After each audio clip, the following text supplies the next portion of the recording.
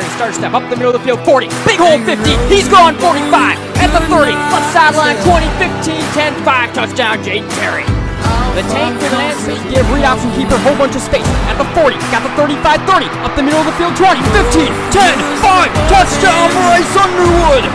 And welcome to Game Night. Nate Dreyer, Chandler Tim with you here on taking it at the 14-yard line with being offset by Tyson Man. Shimmies over the 30. Burst of speed at the 40. Right sideline 50. Going to get away from the tackle. Walking the tightrope at the 30. 25-20. All alone. 10-5. Touchdown, Grandville.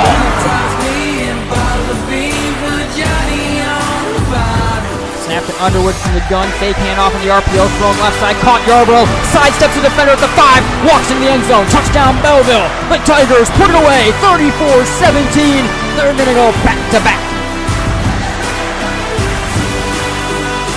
On fake handoff, keeper left side over the 45-yard line, outside the numbers of the 40, 35-30, left sideline 20, 15, 10, 5, touchdown, 7 touchdowns for Mason McKenzie, and Caledonia has just about served this one up on ice.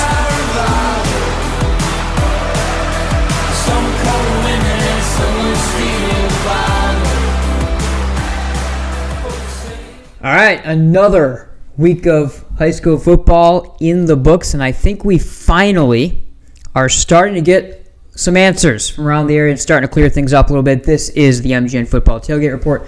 I am Nate Dreyer. That is Chandler Timmer. Let's start right there, CT. I feel like all year we've just kind of been like taking wild guesses at things, and all of a sudden for week 4, we certainly had a lot of marquee matchups kind of right away at the start of conference season, really, and now I think we have, for the first week, we have a lot more answers than I think we had questions coming out of the week, which is completely different than what it has been. Yeah, I think so. The further we get along into the OK Red specifically conference and the rest of the area as well, I think a lot of big games starting to take place.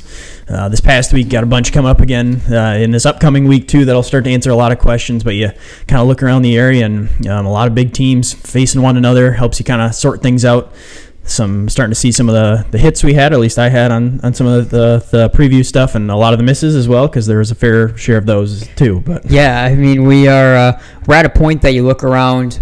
There's a couple of the OK conferences that are all but sealed up. 4 weeks. I know you can't quite say that, but genuinely, that's kind of where it feels. So yeah, we got a lot to get to as we get going. Of course, thanks to Centennial Securities and to Farmers Insurance for their support. Also, the Rainbow Grill came on this year. There are Player of the Game award sponsors, and of course, Centennial and Farmers are presenting sponsors that we thank very, very much for keeping Game Night on the air. A lot to get to this show. Of course, we'll do our normal breakdown, normal preview of East Kentwood and of the Hudsonville games, respectively. We're going to take a little bit of a look at some of the playoff things, how they're setting up, courtesy of snooze2u.com.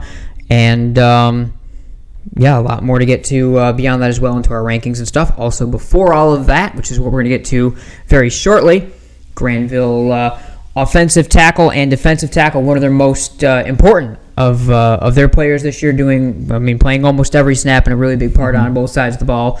Stephen Jackson will join us, so very excited to have him on the show. Of course, make sure stay after that as well, because we got a lot to stay. I mean, most people don't. Most people just leave after the interview. That's fine. That's probably what I do too.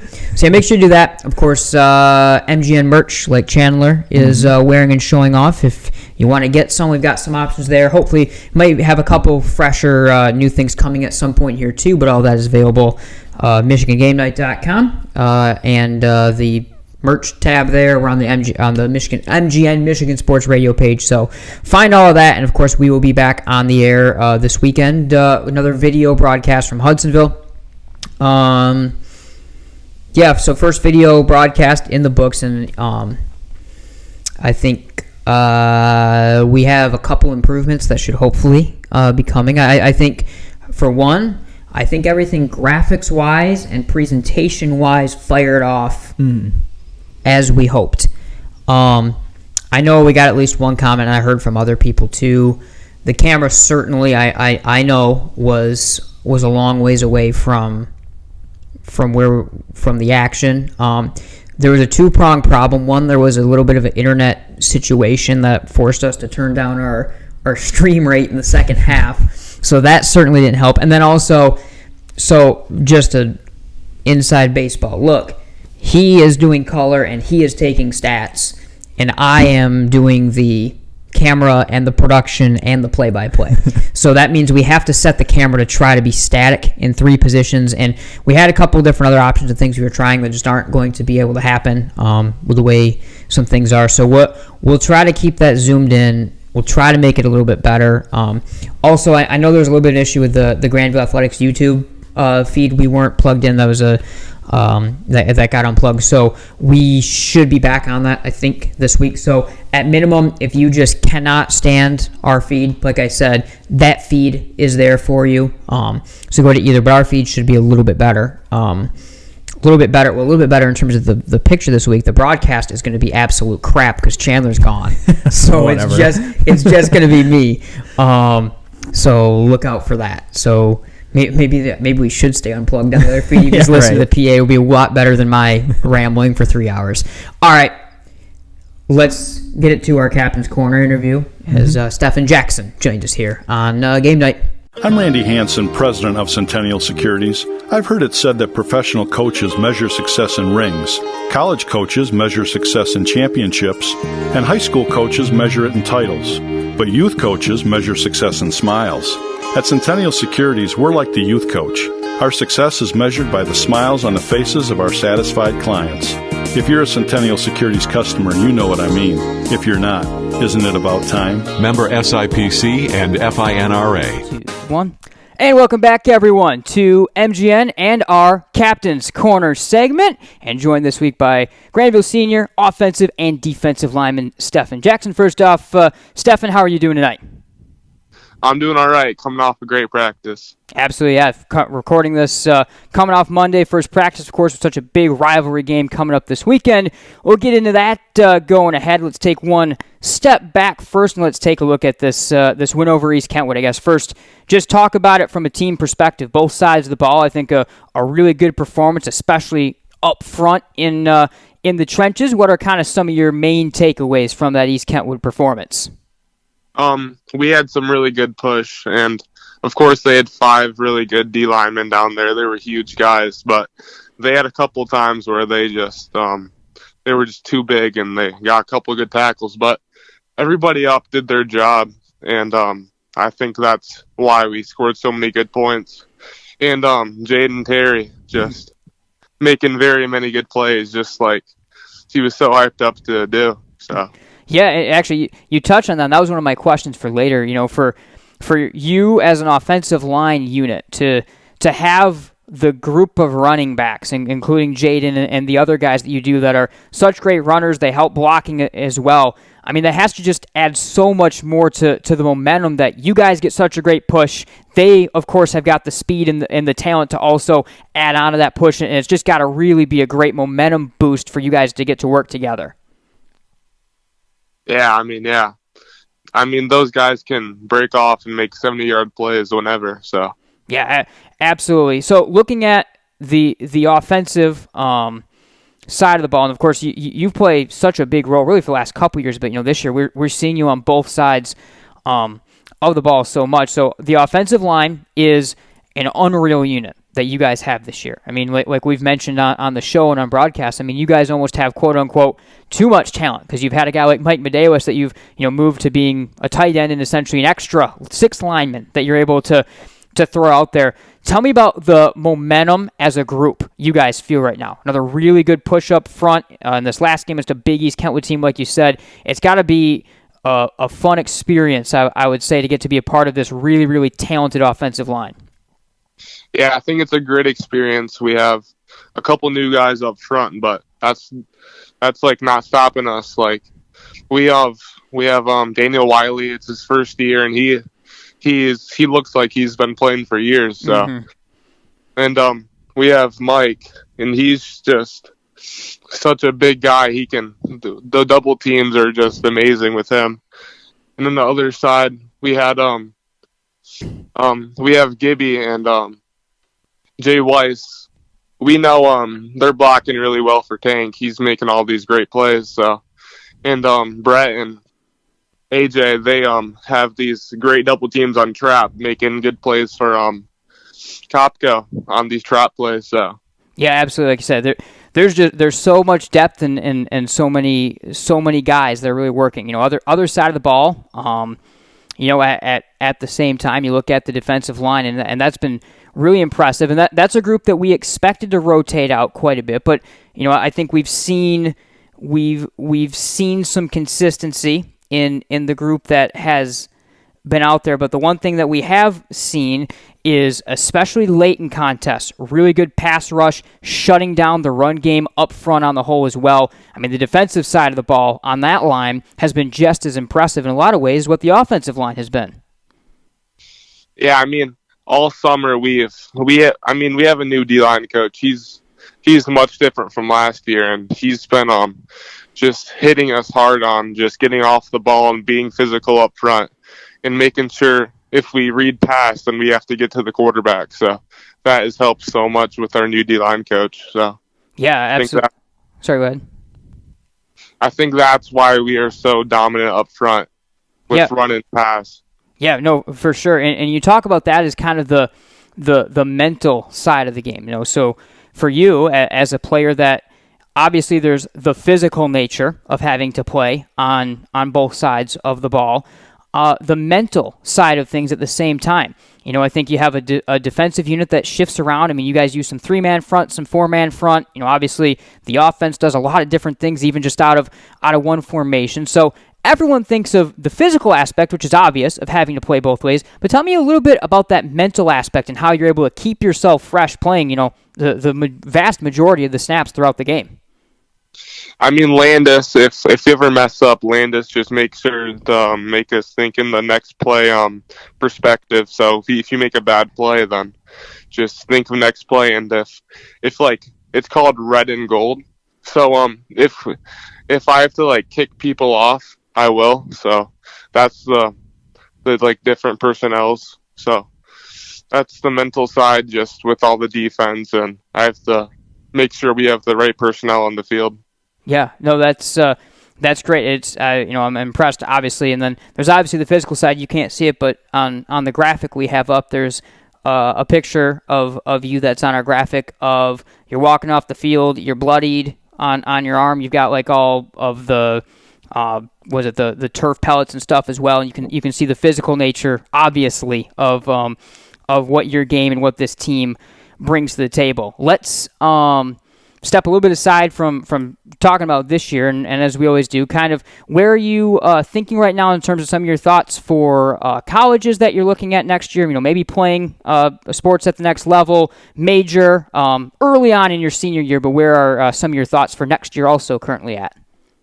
I really want to play football in college. I mean, I haven't really got any offers yet, but this is something I want to pursue and want to be great at. So yeah, no, I mean, we've gotten the chance to watch you for the last couple of years, and I certainly think there are a lot of college programs that would love what you bring to the table, and we've seen it both sides of the ball with the physicality and the nature of your game on the whole. All right, let's take a look ahead, and let's take a look to this weekend. It's homecoming. It's a rivalry game against Hudsonville.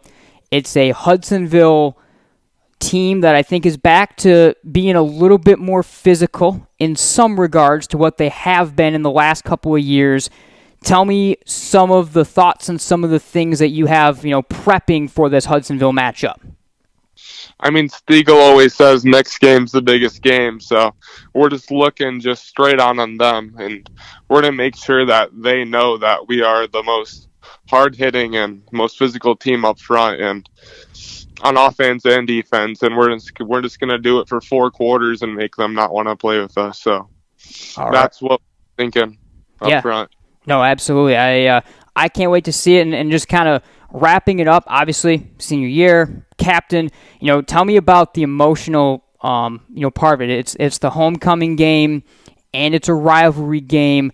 It's like you said, it's always the next game's the biggest game and that mindset, but it's got to be that much easier to get up for this game and just kind of all those little elements and all the juice that's going to be there at Bulldog Stadium Friday night. I mean, yeah, it's my last homecoming game, so I'm looking forward to getting my name out there and making sure I play as well as I know I can play, and making sure it's a great team effort and picking my teammates up and making sure that we come out with a win. All right. I can't wait to see it, and good luck out there, Stefan, on Friday night. Obviously, we'll be watching, and we'll be there. So can't wait. Good luck, and thank you again so much for your time tonight. Yes, sir. Thanks for having me. All right. This has been Captain's Corner on MGN.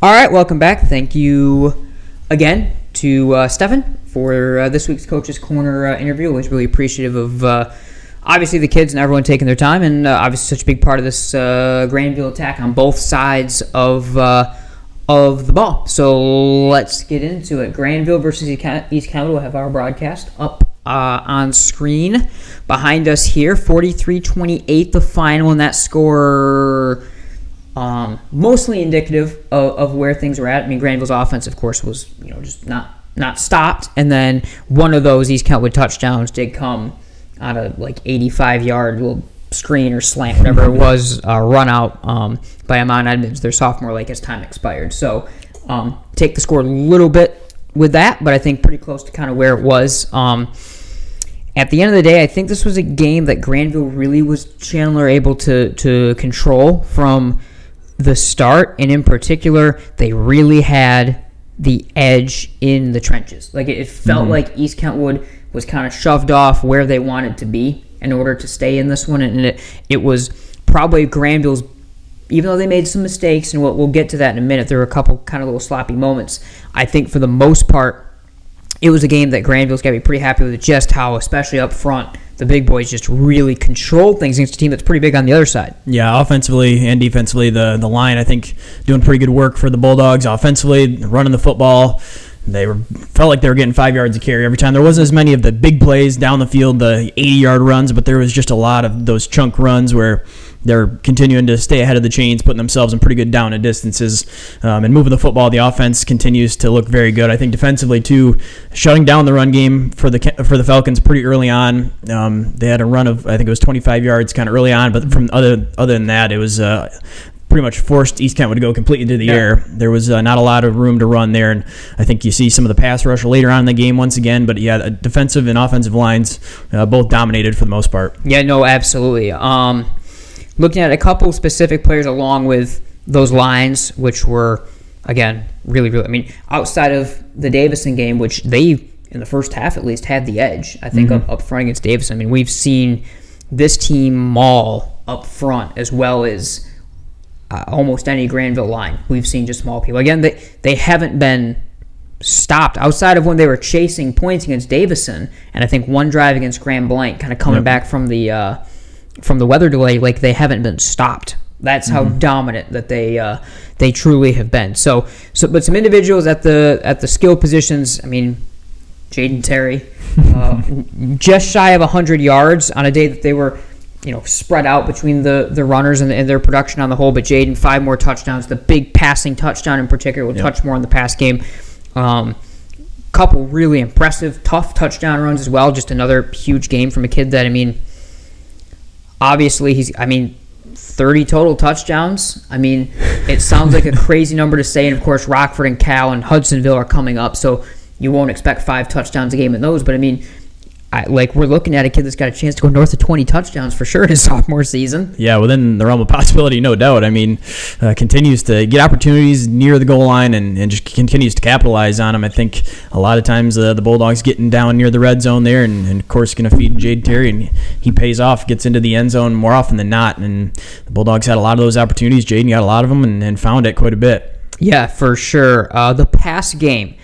And Cash Ruff in particular, I think this is the best game we've seen out of Cash Ruff as a Grandville quarterback. I think first off, we saw him on the ground. He had a kind of one tough 10-yard run where he kind of gave a shoulder and just ground for the first down. He, of course, had the big 40, 45-yard run that set up a touchdown later, where was really the first time this year. The kid's 6'4", but he's got some jets he can turn on. We saw that. And then, of course, the 2 good passing touchdowns deep down the field as well, which he threw really good, especially the Terry ball was a really good ball over top of a defender on the move. So when we've talked so much about Cash Ruff and his ceiling that he brings to this Grandville offense, this was the game where we kind of saw it. And if they're going to beat Cal, if they're going to beat Rockford, if they may even are going to beat Hudsonville, he's going to have to play that well and be able to be multifaceted. And I think we really saw that on Friday night. Yeah, I think early on in the season, the first thing you want to see is, can you just run the offense? Can you play within it and keep things calm that way? And I think you saw that right away. So, of course, past the first test, now you're starting to see a little bit more of that next level, the making some of the plays down the field, making the plays with your legs. And, of course, you see the athletic potential there with Cash Ruff, and so now starting to see it on the field and some game action. I think the perfect time for it too. I think not necessarily the coaching staff keeping that hidden necessarily, because the athletic ability there, but at the same time, if the offense is cruising, you're putting up 40 points a game, and you're still not using your quarterback as a weapon all the time because you don't need to. That's kind of keeps something that they can have as you starting to get this tough stretch of those teams you mentioned. And so I think you have to be excited about the play that you're starting to see from Cash. Definitely has the speed to get around the edge, the touch on a lot of those passes. Only has to throw the ball a couple times in that game, but quite a few those touchdowns in particular, putting the ball right on the spot, leading the receiver or the running back in that situation exactly where he needed to. Yeah, and I like how this offense is kind of slowly starting to show some different pieces of what they can put together. We saw the first of kind of mixing up some of the offense against Grand Haven. We've seen really a little bit of the pass game now this week. So, as they've gotten even into the OK Red here, they're starting to kind of open things up a little bit, show off some different things, try it out, what works, what doesn't work. And I think that's important because I think it's going to have to be, despite how great the line is and despite how great the talent is, you're going to have to be more varied to put up the points that you're going to need to put up to beat Rockford in particular. Let's just call a spade a spade. You're going to have to score 6, probably 7 touchdowns to beat Rockford unless you just control the. I guess the Davison game was the blueprint of how they have to beat Rockford, except Rockford is probably even faster to score than what Davison wants to be. So you're going to have to go in against a defense that knows what they're doing, and those Cal and Rockford in particular games. You're going to have to score a lot of points, and we'll get to all that more. So kind of quickly, some of the things that were really good, some of the things I think to clean up or to look at for the Bulldogs going forward. Talked about the offensive line dominates up front, and that's despite Mike Medeiros was a little nicked up. Didn't really see him on either side of the ball. He was kind of stretching something out. I think it was one of those things where they weren't going to risk sending him out there. So we got to see Garrett Naraki at tight end some, which gives a different, smaller, more lean, athletic look. Essentially 2 receiving tight ends out there then, which changed things a little bit. Again, the pass game, a little bit of a more explosive element. And the defense, 2 interceptions at the goal line. Really, really good plays.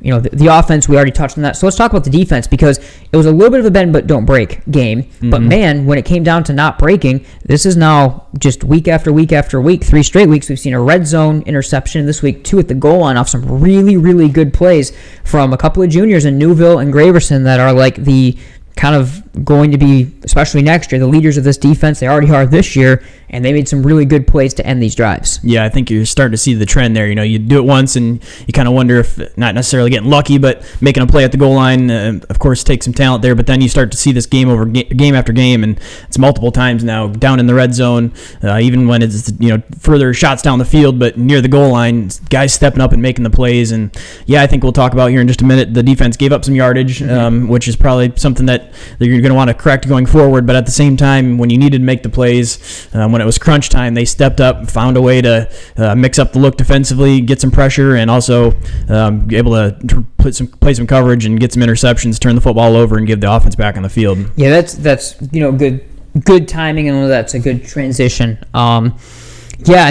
I guess some of the things like you said, it was a little bit similar to some of these past games in terms of the sustained drives, the 3rd and 4th down, and even 3rd and 15 conversions that they were able to find the slot. Caden Holt, their junior, was unbelievable for East County. He had 5 or 6, it felt like 10-yard plus 3rd down grabs throughout this game. I think that's kind of the main thing. Maybe some penalties and some general sloppiness. There were some times that there were play calls that were trying to get in that there was some miscommunication, and Coach Steele was not overly thrilled about it for sure. But I think besides that, for the most part, I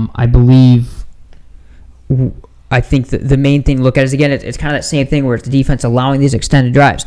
If you're going to beat Cal, if you're going to beat Rockford, you have to get them off the field. If you're lucky enough to get them 3rd and 10, you have to get them off the field right away. Yeah, it's a situation where they were doing really good work on 1st and 2nd down, stopping the run game as we talked about earlier, forcing some completions on 1st and 2nd downs, and then a couple times 3rd and 4th, even a little bit later on in the game, where you get some down and distance where you feel pretty good to get your defense off the field, and just some completions underneath that turned into 1st downs. And I think early on in the season, we talked about a lot of those big plays down the field. And so I think the positive when you look at this is that you're forcing sustained drives. It's kind of the similar script that we talked about with the Grand Haven game, where you're giving up some yards, but you're making them drive the entire length of the field. Yeah, you want to get off the field in 3rd and 4th downs, no doubt, but you're also making them put 10-plus plays together to go down the field. Eventually, you get to the red zone, you're going to force a mistake. It's just kind of part of the game, is you're making them execute that many times over and over. You're giving yourself a chance, and rather than a 10-yard out route turned into a touchdown that's 70 yards down the field, I think so. Maybe an overcorrection in that aspect, but definitely one that you'll take versus a long play down the field and a quick scoring drive. All right, I think that's perfect. That wraps it up. Granville able to stay unbeaten in the OK Red, get the win over East Kentwood in that one. They've got Hudsonville this week. We'll get to that in a second. But first, we're going to split up this, and we're going to do a little bit of a playoff preview, and we'll do a little bit more extended look this week than we quickly did last week, just as things were starting, because things actually will first start in D1, as we do, of course, snooze2u.com. Of course, many of you know Snooze. He's at every Grandville game, so I think many of you certainly see him, or at least see him online. We thank him for all of his work. So this is, again, this helps clear things up, and this is where it's going to be, it still is probably way too early, but listen, I like doing this, and it starts to show some things. But there have been some big changes in terms of some teams that moved in and out that changed some of the mindset that we had in terms of what this playoff picture looks like, because it was really bad a week ago, and now it's a little bit better. So, again, this district is going to change a fair amount here, District 1 and D1, because right now Grandville is the 4 seed, Grand Ledge is ahead of them, and then Hudsonville the 1 seed, because they're 4-0, and they have because they've played all these D1 teams versus Rockford, a couple D2 teams, they have the edge over Rockford. We can expect that we'll probably see Rockford move up or Grandville move up at some point in time. Maybe Hudsonville stays, but essentially, I at minimum would expect that you'll probably see 1 seed out of the OK Red versus probably Grand Ledge, because if Grand Ledge is 4-0 already, and they brought back a lot of the pieces that were on last year's team, you'll probably see them go to 4. But again, maybe they'll be around the table and they could mess this thing up. That's the one thing to look at, and then you'll flip it. But I think there's a good chance that the 4 you see here are going to be the 4. Oh, gosh. Okay, so I said something about it being easier. So things now, based on who's in. So here we have Saline. If you're a fan of the Notre Dame Fighting Irish or the Michigan Wolverines, you'll be a little bit interested about the young man who plays quarterback, whose last name is Carr. That Carr. And they now move in for the time being as the 1 seed. You see some of these other teams. Solomons Howell. Hudsonville's already beaten them. They run a T. Holt runs a T as well. So a lot of T teams here. That's also interesting that they would have had to play one before you see them in the region. And now Davison has moved, according to this right now, all the way to the other side of the bracket. So now you're likely looking at Belleville's a 2 seed. That won't last. Belleville may be on this side. So, again, what we've learned is there's a lot of things shifting, but essentially, at minimum, we kind of know this is what this district will look like. And what we know is there probably will be one very good team waiting for you in the regional championship this year. Yeah. If things go with the way that D1 has kind of reshuffled. Yeah, definitely. I think still some good teams there. Of course, Davison moving to the other side of the bracket, it's not going to hurt. I think that's the bright spot from this. Belleville comes in. Yeah. But yeah, I mean, that's probably going to change too. But yeah, I think either way, there's going to be some good teams in the region there. But I think you kind of get the first preview matchup there, the 1 versus 4 again. I don't expect that to stay, but Hudsonville gets kind of a chance to prove themselves this week. If they were to beat Grandville, that definitely cements themselves as looking like for sure a playoff team and a team that can be a higher seed in the region or the district as well. Mm-hmm. But I think still some movement around, but you're starting to see some of those teams I think that are more likely going to stay there now. Right, and we're at a point now that would you look at who's left, Hudsonville 2 and Grandville and Rockford, just based on who they have left on their schedule, the fact they're D1 wins. I won't say they're a lock to make the playoffs, but they're a virtual lock. Mm-hmm. It would have to mean things really falling apart in a way that you can't believe for them not to be able to make it at this point. And honestly, Hudsonville, with a all D1 minus Caledonia schedule, 4 and 5. Yeah, they might honestly already be in. So they might actually be good already, especially because their losses then would be against good teams as well. So that's D1. We'll keep it moving through the rest. I think that's knowing what our core audience is. That's mostly what they care about. D2. So respawn for the 1 seed right now over Muskegon and Mona Shores. That'll change. That'll sort itself out. But mainly we come down here. So there's a good chance Portage Northern could run the table. They could steal this 1 seed, and then you may get this Byron Center Caledonia matchup. So Caledonia is an interesting place because they got to play at least there could potentially be a loss or 2 more on their schedule. We'll see. Mm-hmm. So that's kind of interesting in D2, and then you get to the other side of the state there. We'll just kind of go through a couple. If you have a specific thought, let us know. Lowell Cedar Springs matched up. This is of course the story with FHC moving down to D3 that makes it interesting, as they've essentially kind of swapped positions with Muskegon.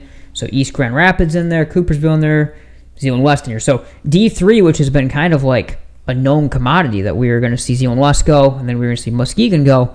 I think this is one to really talk about as an interesting change, and that Grand Rapids, the FHC versus potential Zeeland West matchup looming is really an interesting one. Yeah, I think so. There's quite a few teams in there. East Grand Rapids, surprisingly, has been very good as well. A team that is looking good. We'll see how they finish out the year, but setting themselves right now as a 2 seed.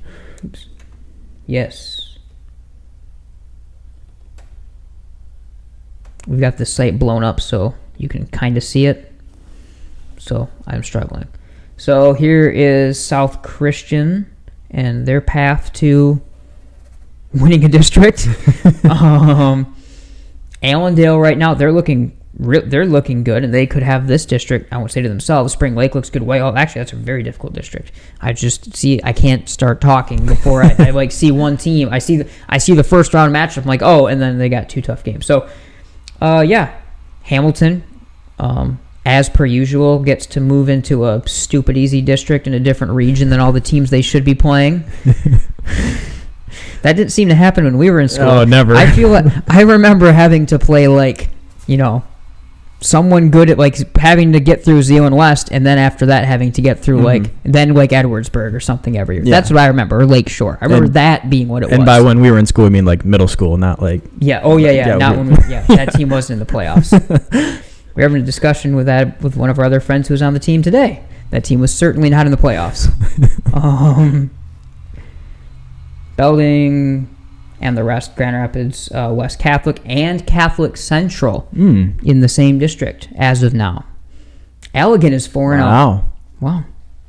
So, yeah, you can look through the rest. You know how to find it. Snooze2u.com. We won't dwell on it too overly much. So you can take a look at all that, but those are kind of where we're at right now, and I certainly will fully endorse Snooze. Grandville, Hudsonville preview. Chandler, well, I guess we'll have the interview, but otherwise we may just steal this and use this as part of the pregame show, so I don't have to talk on my own about it. So you get to give your analysis for people now. Hudsonville, 1,000-foot view of this team for Coach Sandy. It is a little bit, we've said this all year, of a return to kind of what they've been They ground out a physical game again last week against Grand Haven, a game where they only scored 1 touchdown. Grand Haven only scored 1 touchdown on offense, and then there was a pick six that was kind of the deciding factor along with a field goal for the Eagles. They've been playing those kind of games all year. They're unbeaten. They still like to pass it quite a bit, but I think we're starting to see some of the pieces return of a really physical team, even when they are passing the ball. They are very interesting to me. Yeah, I think so. I think going into the year too, we're kind of a team that you don't really know. They lost a lot of their stars, I guess you would say, from that team. Some of their biggest playmakers have graduated, so you kind of think on paper they're losing that talent, and they were down a little bit the last couple of years. Again, played some very tough schedules, but you lose that talent, so you kind of expect to step back, but it's almost been, they've been forced into kind of old school Hudsonville football and some of the things that made them really successful going back a couple years when they were competing in the OK Red, and so they've kind of been forced to take that step, but they've done so very successfully and now are putting together a very early, a good season early on. Yeah, they beat Grandville back-to-back years in 18, and then in 19, they have not beaten the Bulldogs since, correct? Yes. Correct. I'm correct, I believe. Yes, I am correct. Okay. 20, 21, 22. Yes, I am correct. Correct. Of course, 20 was the crazy game that came down to like the final moment. Like Marcel Love scored with 30 seconds to go or whatever it was. So that's that. So yeah, that's the first look. So let's kind of take a look at the units and some of the key players that we'll have our eye on. So first off, the defense. We're going to start there because they're giving up something like 8.5 points per game, including against Howell. Like I said, T-team, they gave up only 2 points in that game. So the defense gave up nothing. So keep an eye on that. They already are. They know how to play the T already, and they're T-tested this year. Is Howell's T equal to Grandville's T? I'm going to just take a guess that no. Probably I'm not. going to guess that I don't think there's a T in the state of Michigan that is quite comparable to what Grandville runs. Zealand West, of course, very good, but D3, size school. So we will say that, of course. 2 interceptions, the pick six for the touchdown last week. They're shutting down good teams, but in particular, they're making things happen on defense, and they're keeping them in it, even if they have a poor offensive day. Yeah, I think so. I think they kind of have. It's been one of the changes in the offseason is knowing that the defense was more than likely going to have to lead the way. You lose some offensive playmakers, got some guys on defense yet that if you can slow some of these teams down, really lock it in defensively, your offense can keep you. You can be good enough to stay in the games, and you just try to win a low-scoring game. And to this point, they've been able to do that. Yep. Some of their key pieces. Individual players, of course, the junior quarterback, Griffin Baker. We've seen him on the basketball court. Great athlete for the past couple of seasons. And he's a guy that he moves in the pocket well. He moves down the field well as well, throws on the run, and that's a big part of the offense. They're willing to move the pocket. They're willing to keep him going. There's been a little... It's been gettable for the pass rush, I think, when you look at this offensive line, which it is an offensive line that returns the left tackle, the left guard, and the center, I believe. I think a new right side of the line. So they return a lot of young guys last year developing more, but there have been times where Baker's been forced to run for his life a little bit, and he still has made plays down the field. Yeah, I think so. He has the athletic ability, stepping into the quarterback position there that can make some plays happen. If the play breaks down, has an option there to kind of still make something out of nothing. And even though the offensive line at times can play some physical football, I think a Hudsonville team that is still very physical at its nature and along the line. But when you've got a quarterback that can also make some plays when things go south, has been a big part for the Eagles' offense. Outside of Baker, I think the number one name we will be saying certainly is going to be their junior receiver who's back for a second year, Carson Dykstra. He is the lone returner from that great receiving unit from last year. Of course, Eli Vanderveen, Brad Raridan, both at Hope College. Brad is starting at safety. I think Vanderveen is playing some as well. So, impact guys right away at the next level. He returns.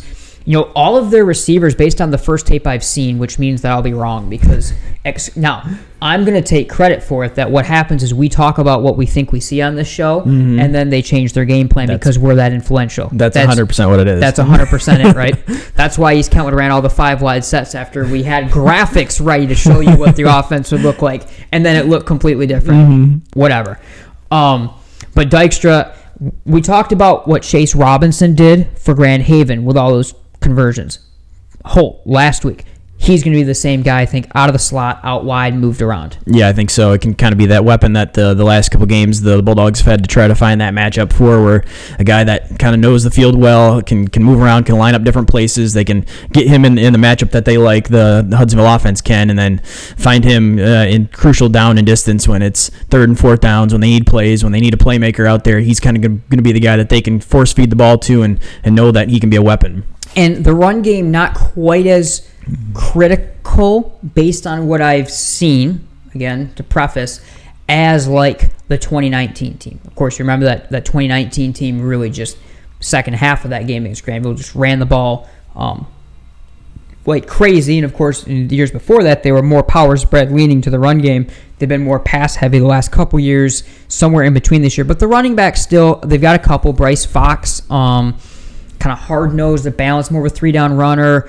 Bo Grotheis is a change of pace back, a little bit slot as well out of him. So a couple guys to watch.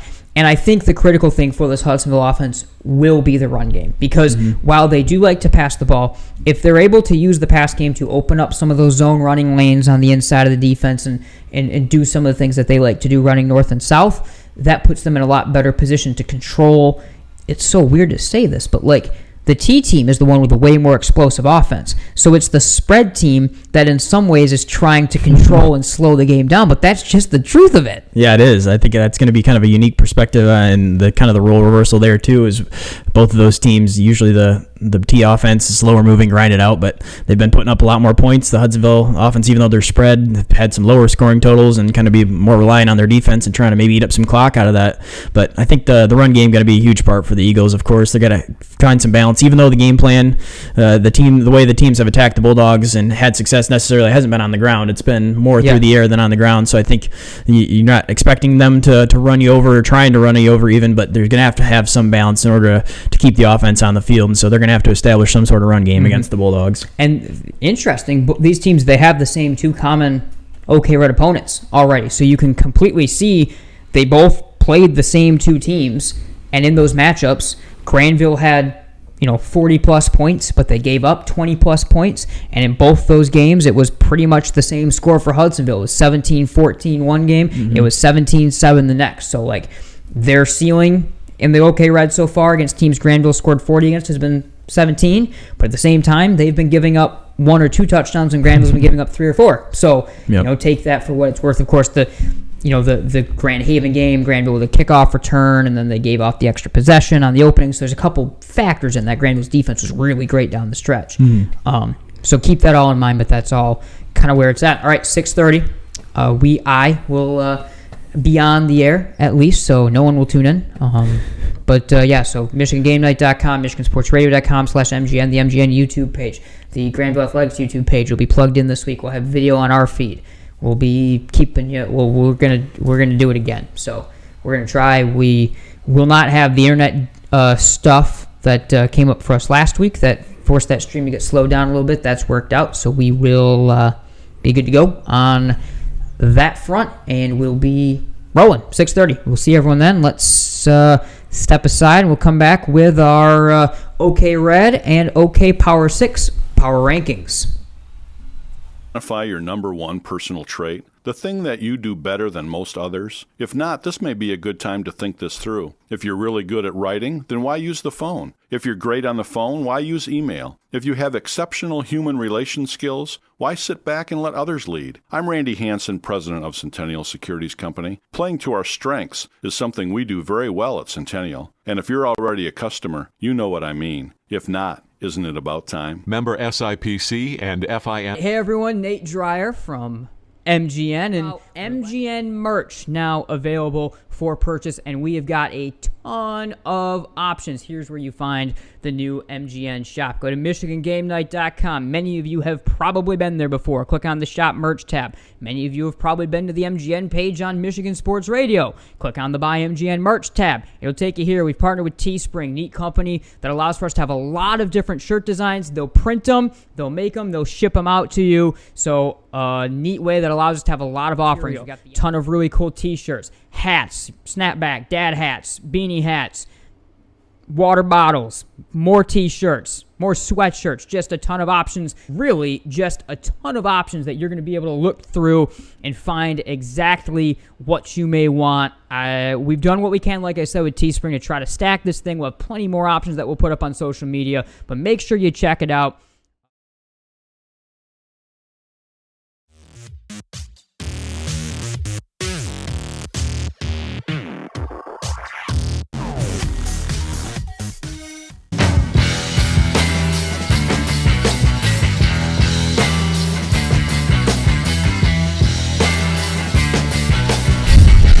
All right, power ranking time. Tailgate Report, Nate Chandler.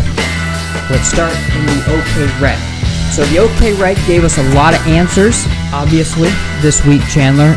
But it did give us, I think it gave some opportunities for a couple of different philosophies and how you want to rank these. Because I had a couple different orders that I came up with, because there really is you can rank it based on the standings, but then it's not a power rankings. This is, essentially more of a who would be favored, or, kind of what they accomplished, or however you want to do it.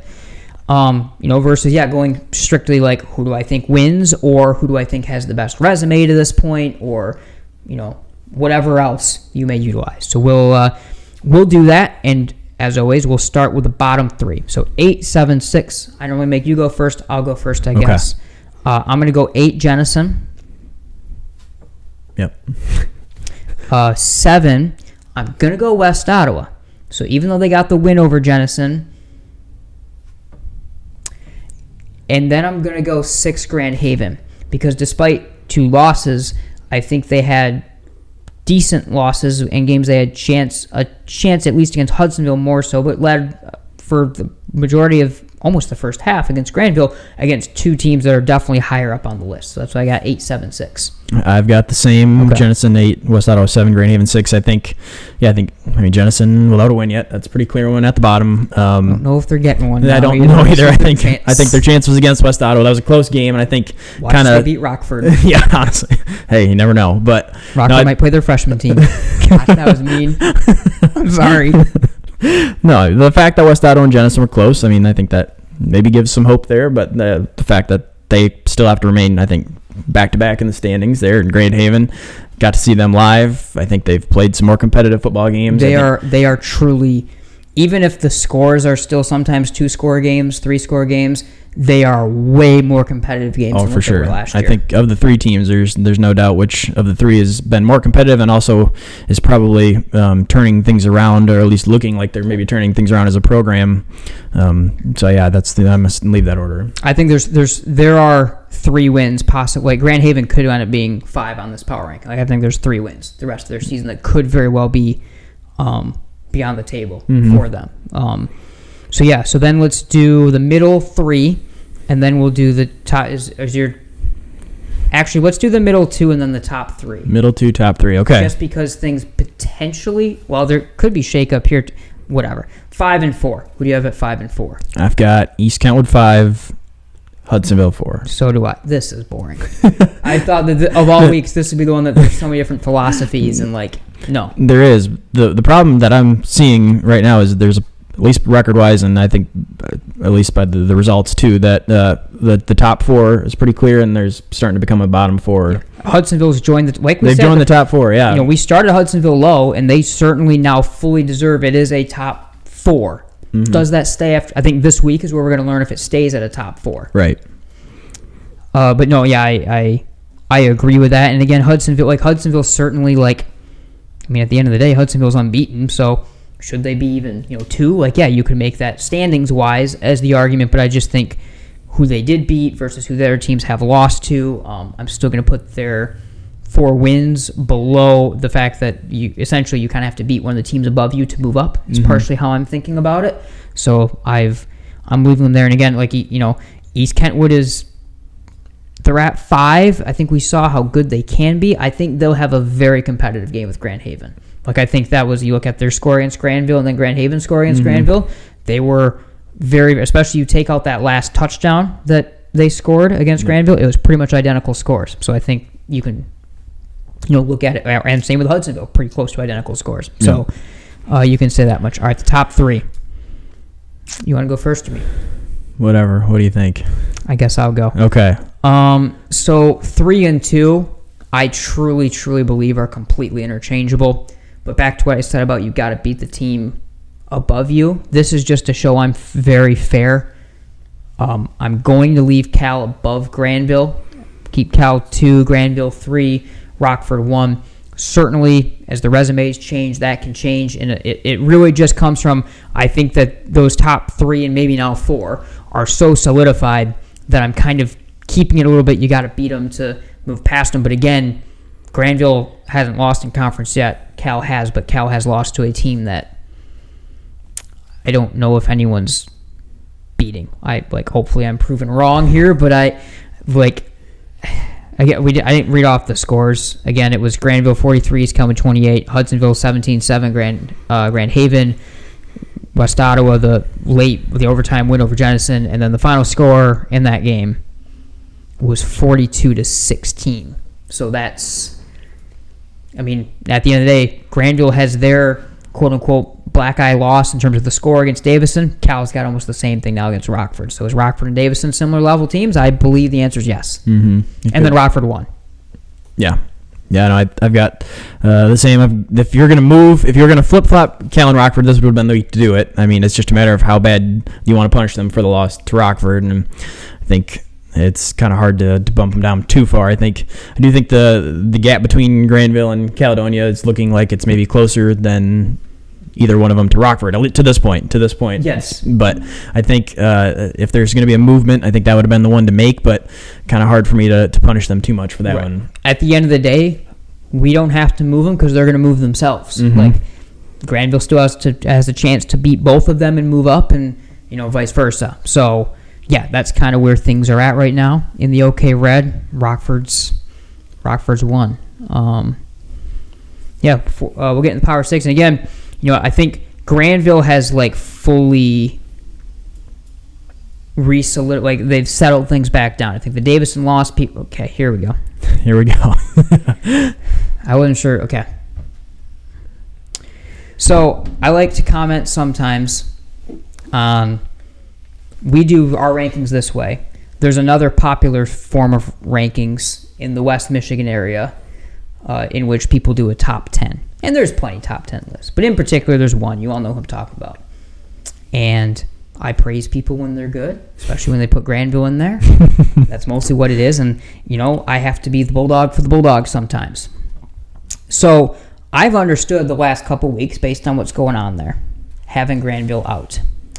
However, we're getting to a point now, general message to people. Mona Shores has 2 losses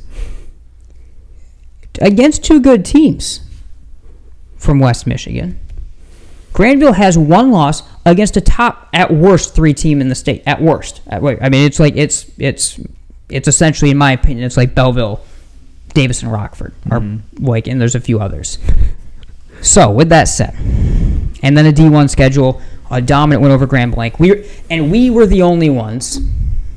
Now you're owning. I'm in this, too. Yes, all right. We were the only ones of anyone voting to have seen outside of Snooze. So you're off the hook. He's trying to be fair. He's an unbiased journalist, much like myself. I've proven that time and time again. So we saw that Davison game. That score, I'm going to let you give a one-word answer. Did that score fully represent the game we watched? No. No, thank you. So, with that said, do not let the bullies on the internet in the comments section talk you out of having Grandville in your top 10. If they aren't in your top 10 after this week, generic message to the internet. I'm coming. Nate's coming. You want to do a Power 6? Let's do it. You want me to stop? That was fun. I enjoy those segments. No, listen. I don't get it. Why is Grandville? I think they're the most hated team. I don't know. I must be people don't they don't understand the offense. Don't actually look at the stats or whatever. It's consistently, they lose one game a year or 2 for the last decade straight. They're always there. They always play the top competition. Like, and it's year over year. I mean, we have a Rockford bias in the media. Yep. It's kind of like Syracuse in the national media. We have a Rockford bias in the West Michigan media to some extent. Yeah. No, I think I'm not trying to play devil's advocate. I think the only logic I can find for it is that theoretically, if you had two of the top teams in the OK Red in your top 10 and Grandville's out, by that logic, you're probably thinking those two teams beat Grandville. Whether that's right or not, we'll find out. That's what they're thinking. I'm mostly kind of kidding, but not completely. Like, it's like not one, but not one of you put them in there. But there's no doubt where things stand currently, they should be a top 10 team based on what they've done, what they could be.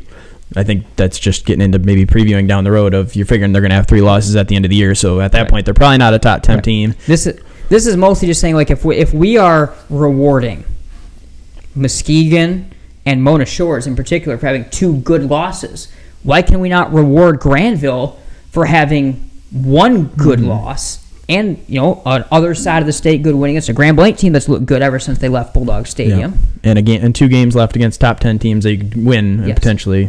So I digress, but that's why we don't do the top 10 list, because it's so subjective, because you have to then put, like, where you take a D5 team, you have to rank them in like the best Grand Rapids Catholic Central team isn't beating a bad Rockford team. Right. Like, that's just the math of where things, for the most part. Maybe that's not the best example, because Catholic Central's had some teams talent-wise that that wasn't D5 talent. That was D1 talent. That was not recruited, but not recruited.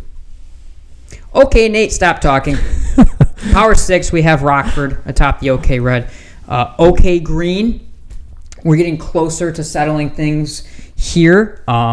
But for now, I'm going to keep Zeeland West 1. Week 7 is the Muskegon-Zeeland West game. Yeah, I think Zeeland West stays undefeated 4-0. They do play an undefeated Zeeland East. We got a Zeeland showdown this week. Yep, so that one's going to be good, and I think the winner of that one obviously sets themselves up pretty good. And then, of course, Muskegon's still lurking back there. We kind of hit on that just a minute ago. I don't know if they're legit going to get back into this or not, but for now, I've got Zeeland West at the top. We have kind of thoroughly ignored, not that we should, Zeeland East, just because the main talking point is this really what we felt was 2 or 3 headed race between the 2 Muskegon teams and then the 1 Zeeland team, but maybe it should be the 2 Zeeland teams and the 2 Muskegon teams. Well, Mona Shores is now kind of falling out of the race.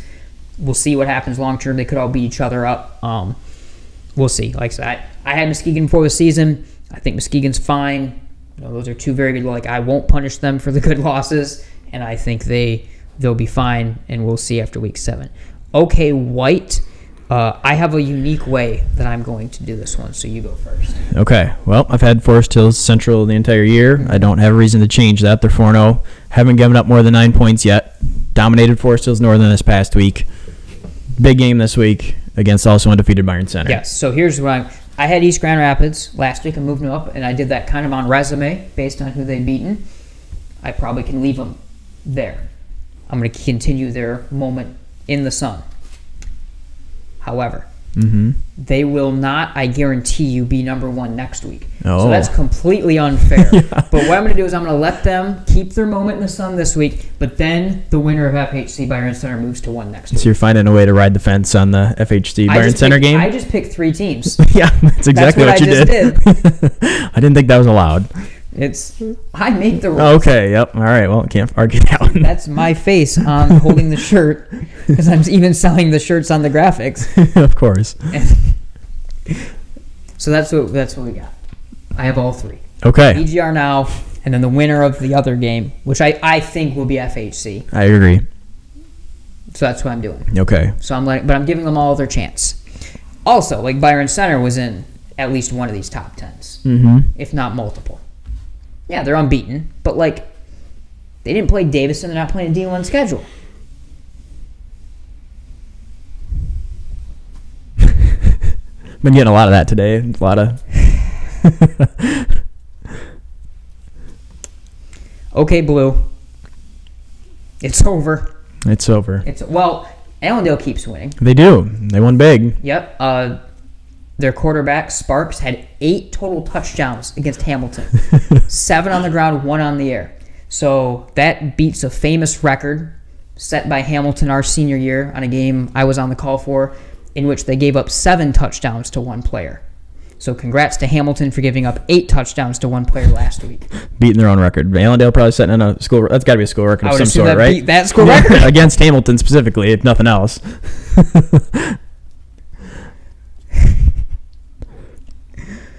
So yeah, West Catholic stays 1. West Catholic, yeah, dominated Unity. They do play a 4-0 Spring Lake team too this week in the long list of undefeated games that seems like we do have this week. Yep. So I think, well, if you want to ride the fence here, you got to go West Catholic, Spring Lake, Allendale. If those are the 3 you want. I'm not going to ride the West Catholic's going to beat them all by 3 touchdowns. I mean, has Unity Christian given up 68 points combined in the last 3 seasons? Doesn't seem like it. I mean, outside of the never-ending Chelsea game, I don't think they have come close to that. So, no, West Catholic is impressive. They've retooled. OK Gold has been up in the air all year. We've been split between Grandville Catholic Central, South Christian. Do we remain split?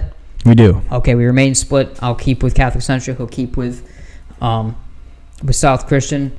Catholic Central has a sneaky, quiet unbeaten Cedar Springs team this week as well. So kind of one more of those unbeaten matchups in there, and we are, again, mostly just still waiting for the Catholic Central, South Christian, the Holy War to decide things.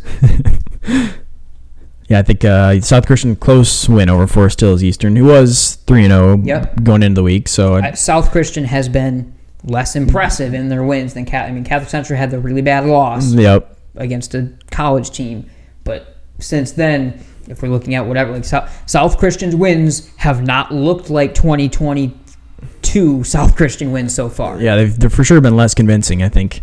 Again, a close win, it's hard to punish them too much for that, but I think if things remain kind of this way, Catholic Central gaining some steam a little bit. I think the South Christian has a Ottawa Hills team that's been down this year, so I don't see a change happening this week. If Catholic Central has a convincing win, then maybe I'd have to start thinking about making the switch there. Yeah, but for the most part, it's kind of similar to what we were doing in the OK Red. You can kind of just leave it until they're going to get a chance to settle it, and sometimes it comes that simple. OK Silver, another one that's over 49-21. Belding beat Comstock Park, so this thing's over. I think Hopkins finally got a win. Did they? Godwin Heights. Oh, perfect. So they're on the board. Nice. But no, I mean, Belding, again, a team that we saw in the playoffs last year, and they brought back a lot of the pieces. I think Sabinski, the quarterback, who was a guy I really liked in that, they run a T, but they run a T with a wideout a lot of times. It's a little bit unique system that I kind of like. So yeah, I think they're kind of rolling, and now the question for them is that it seems like the silver is going to be theirs. So how do they respond beyond that in terms of getting into the playoffs, which they'll have a tough road once again, like they always do. Yeah, I think they beat the Comstock Park that I had on this list as maybe a sneaky team that could compete for the silver, and they beat them pretty handily. I think the only other team looking at this is Sparta's 2-2 overall, 2-0 in conference though. So I don't think that's going to be anything. But I guess if you're looking for a second place, they get the second place trophy for this week. Yep. All right. That's the Power Six. That's as dysfunctional as always of a show, and that'll do it for us. 6:30 Friday night. It is homecoming, an emotional game. It is a rivalry game. It'll be a physical game, and it's going to be a game that is our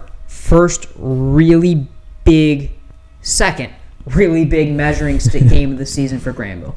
The first one was Davison. That was a measuring stick of, here's a top 3 team in the state. How early in the season, with a lot of young guys, can you match up? There were some pros. The final score was a con, but there were some pros during it. This is kind of your first game within the OK Red, if you're the Bulldogs, of here's one of the teams that you should beat, that you is a rivalry game, a rival team that's looked very good as well, that is going to produce a big challenge. You've had some really thrilling games within the past. This, to me, is the biggest game we've seen so far. in Grandville's season to really see where things are going. If they come out and if they are able to put up 35, 42 points again, the defense is more improved as well, I think then the hype train, which I am the conductor of, will start moving even more. Yeah, I think so. I think just with so much on the line, as you said, the homecoming game, the rivalry, of course, in there, and a team that Hudsonville's played themselves into the conversation of being a competitive team. And this is one of the bigger games you'll have outside of the two obvious ones, the Rockford-Caledonia. This is one of the last chances to kind of get yourselves ready for that one as a game you're expected to win going into the year. But yeah, you look at things now, and Hudsonville's put themselves in a pretty good spot. And so kind of a good test for them with a couple different factors, a different style of game, a team that's going to maybe try to match some of your toughness and some of the grinded out style more than Davison did early on in the year. So I think a different test there as well that we'll see what the Bulldogs are able to do. Grandville doesn't need this game for the playoffs, but winning this one, you then feel comfortable for the playoffs because you'll have what should be wins against West Otto and Jenison, and then even if things go poorly in those other two games, you should be able to have that second chance in the playoffs against at least one of them in Rockford then. So all that to play for. MichiganSportsRadio.com/MGN, MichiganGameNight.com will be live right here on our MGN YouTube page as well. 6:30, Hudsonville versus Grandville. It's Grandville homecoming, and it will be a great one. This has been the Tailgate Report. He is Chandler Timmer. I am Nate Dreyer, and we'll see everyone Friday night.